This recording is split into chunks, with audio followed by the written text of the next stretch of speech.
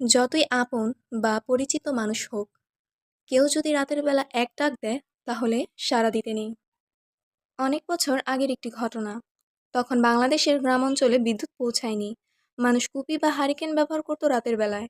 ঘটনাটি আমার মায়ের কাছ থেকে শোনা, যা ঘটেছিল তার দূর সম্পর্কের নানির সাথে। ওনার ভাষ্যমতোই ঘটনাটি আমি বলছি। সে সময় গ্রামের নারীরা নিজ হাতে মুড়ি ভাজতেন। এমন একদিন আমার মায়ের সে দূর সম্পর্কের নানি ভাবলেন রাতের শেষ ভাগে সে এবং তার জাল মিলে মুড়ি ভাজবেন। সেজন্য তার জালকে তিনি বলে রাখেন রাতের শেষ ভাগে যেন তাকে ডেকে দেন। কিন্তু দুঃখের বিষয়, সে রাতে তার জালের ঘুম ভাঙেনি। কিন্তু তারপরও কেউ একজন এসে তাকে তার নাম ধরে রাখতেন। সেই সময় তিনি এক ডাকেই ঘর থেকে বের হয়ে যান। বের হয়ে দেখেন তার জাল তার জন্য দাঁড়িয়ে আছে। তিনি প্রস্তুত হন মুড়ি ভাজার জন্য।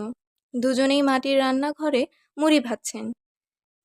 কিন্তু আম্মুর সেই নানি হঠাৎ খেয়াল করলেন তিনি 3 খোলা মুড়ি ভেজেছেন, কিন্তু মুড়ি কিভাবে যেন ফুরিয়ে যাচ্ছে। উনি কিছুটা রাগান্বিত হয়ে তার জালকে বলছিলেন, "কি রে, এতগুলা মুড়ি ভাজলাম, মুড়ি গেল কই?"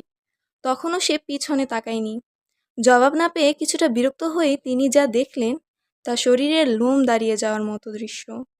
সে ছিল এক পিচাস, যা তার জালের রূপ ধরেই তাকে ডেকেছিল।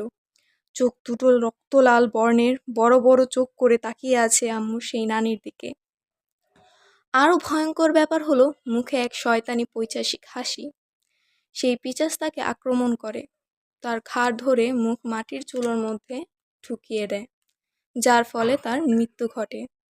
ঘটনাটি অনেক আগের এবং আমার মায়ের কাছ থেকে শোনা, তাই আম্মু সেই নানির নাম আমার জানা নেই।